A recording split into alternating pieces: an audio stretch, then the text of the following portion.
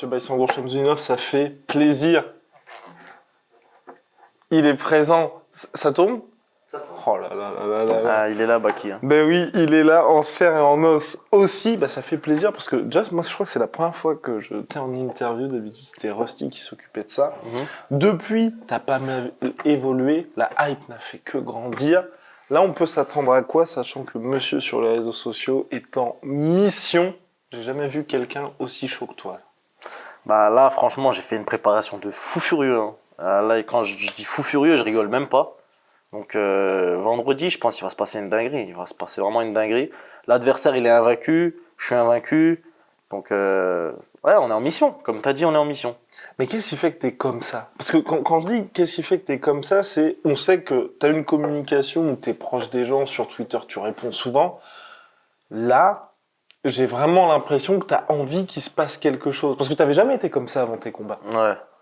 Bah je sais pas, hein. Je sais pas. En fait, petit à petit, tu vois, j'ai envie de te dire, vu que je suis quand même un peu nouveau dans le game, petit à petit, ça ressort, tu vois. Je commence à être à l'aise, je commence à me sentir tranquille dans la cage. Donc plus je suis tranquille, plus ma vraie personnalité ressort. Et ma vraie personnalité, moi, c'est d'être en mission et d'accomplir la mission. Tu vois, je suis professionnel, je fais mon travail comme il faut.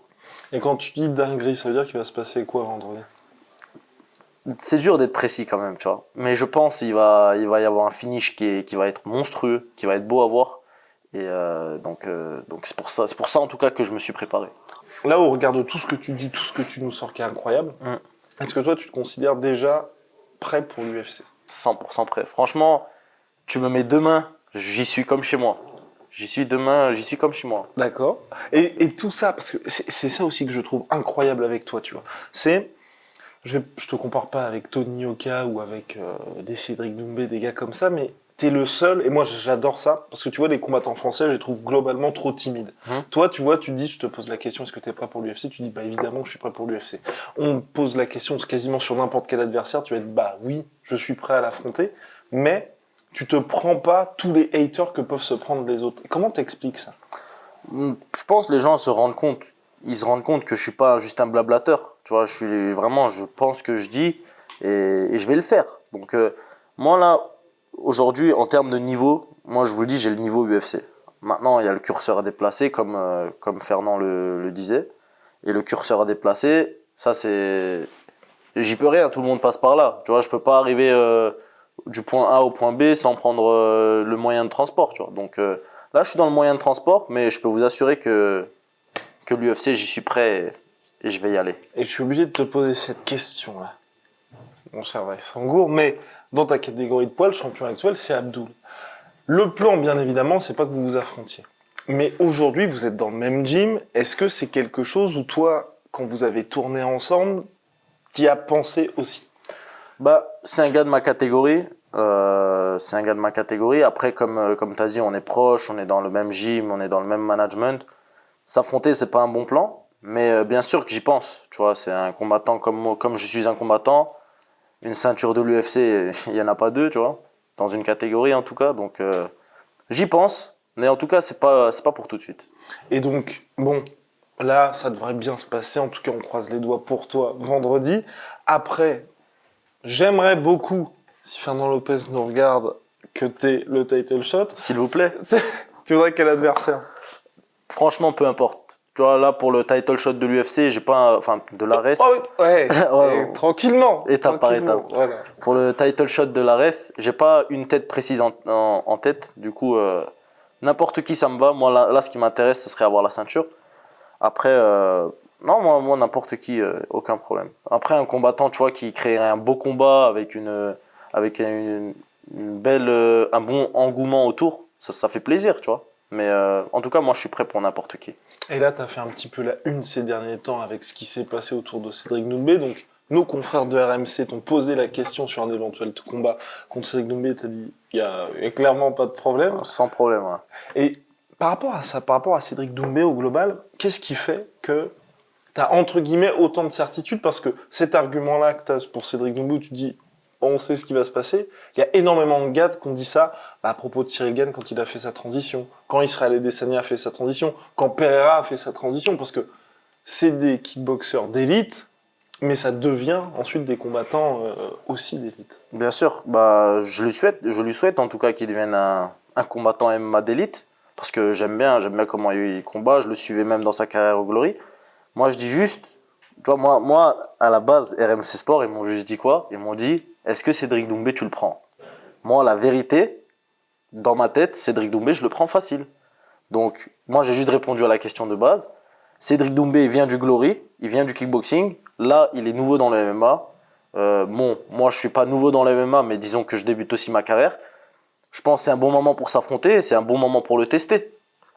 Et t'as regretté que ça se fasse pas? Parce que, bon, vous n'êtes pas dans la même organisation, mais à un moment donné, je crois, il y a quelques mois, il avait eu une annulation, enfin, quelques annulations, il y avait eu pas mal de discussions sur Twitter. Toi, t'aurais été chaud potentiellement pour que le combat se fasse? Bien sûr, parce que moi aussi j'étais dans une phase où j'avais que des annulations. Chaque fois, je demandais un gars la semaine du combat, il refusait, il y avait toujours un problème. Donc il avait besoin de quelqu'un, j'étais disponible, c'était magnifique, il fallait juste le faire en fait. Mais bon. Et là, tu penses que tu vas être un petit peu plus actif là-dedans? Parce que ce qui te manque juste, honnêtement, parce que la communication, check, les performances, check aussi, c'est peut-être d'avoir des cibles en termes d'adversaires. Est-ce que là, c'est quelqu'un que tu vas cibler ou est-ce que dans Ares, justement, il y a quelqu'un que tu voudrais affronter, toi? Non, je vais pas cibler précisément ce mec-là, tu vois. Il m'intéresse, mais au final, ce serait pour avoir les sous que que je vais gagner avec ce combat, pour avoir la visibilité que ce combat va apporter, tu vois. Mais contre lui, il y a vraiment rien de spécial. Tous mes adversaires, ils deviennent ma cible au moment où ils sont annoncés. Mais tant qu'ils sont pas annoncés, ils sont toutes mes cibles, tu vois. Et par rapport à Twitter, donc tu es extrêmement actif, j'ai dit précédemment, il y a notre confrère Mika de Rush MMA qui t'a apostrophé sur Twitter, parce que par rapport à ce qui s'est passé sur Cédric Doumbé, il y a eu énormément de réactions. Il y a quelqu'un qui a dit « Ouais, il s'engourde, c'est n'importe quoi, je le prends en sparring quand vous voulez. » Et il t'a supplié de répondre à ce gars-là. Ah, j'avais pas vu, mais écoute, là, il y a le combat vendredi. Et dans la semaine qui suit, tu vois, il y a les sparring lundi. Lundi, il a qu'à venir à 13h30 au sparring et on va régler cette petite affaire sans problème. Voilà. Et comment tu gères au global? Bon, voilà, le rendez-vous est pris en tout cas. Comment tu gères ça, la relation avec les... Parce que tu parles beaucoup, pour l'instant tout se passe bien et j'espère que ça va se poursuivre ainsi. Comment tu gères ça? Les haters, les gens qui peuvent t'en vouloir pour je ne sais quelle raison. Par exemple, ce gars-là, tu vois, qui dit le mec a pas de level. Si on te regarde, on ne peut pas dire ça, tu vois. Je les prends pas au sérieux, mais j'ai envie de te dire, je prends pas non plus très au sérieux les mecs qui me complimentent et qui me disent que je suis fort. Moi, tous les avis, en fait, à part les avis de ma famille et de mes proches, ça fait plaisir quand je vois un compliment, ça donne envie de dire un petit gros mot quand on voit une insulte, mais au final, c'est pas des trucs très sérieux, tu vois. Un mec lambda qui vient te dire que t'es trop fort, ou un mec lambda qui vient me dire que je suis trop nul, dans les deux cas, leur avis compte pas vraiment, tu vois. Moi, ce qui compte, c'est ce que mon père me dit après mon combat. Elle était où l'erreur? Elle était où la bonne action? Elle était où la mauvaise action? Ça, c'est ce qui compte, tu vois. Et c'est ça qui va me faire monter. C'est pas les petits avis que je vois sur Twitter ou sur Instagram. Et par rapport à ton dernier combat, justement, il avait dit quoi? Parce que c'était une performance aboutie, mais il manquait peut-être quelque chose. Ah justement, il parlait du finish. Mais il m'a trouvé quand même bien. Il m'a trouvé bien agressif. Après, il me disait que Bobby était bon. Mon père, il a vu que Bobby était très bon.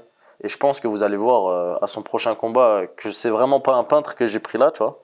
Et d'ailleurs, Marie Sardi aussi, dès qu'il va recombattre à Arès, vous allez voir que c'était pas des rigolos que j'ai pris. Donc, mon père, il a dit qu'il y avait pas mal de trucs à travailler. Et je les ai travaillés pendant ce camp d'entraînement. Donc, rendez-vous vendredi, les gars, et régalez-vous bien. D'où la confiance. Et ma toute dernière question, j'aime bien faire ça de temps en temps quand on fait des interviews à ce moment-là. On est en janvier, c'est ton premier combat. Décembre 2023, j'espère qu'on se reparlera. T'aimerais être où? T'aimerais avoir accompli quoi cette année? Décembre 2023, j'aimerais avoir fait encore minimum un combat après celui que je vais faire maintenant. Et être soit en position avec la ceinture de Ares déjà sur moi, ou bien en position de combattre et faire mes débuts à l'UFC. Parfait. Merci beaucoup, Merci à Maxence.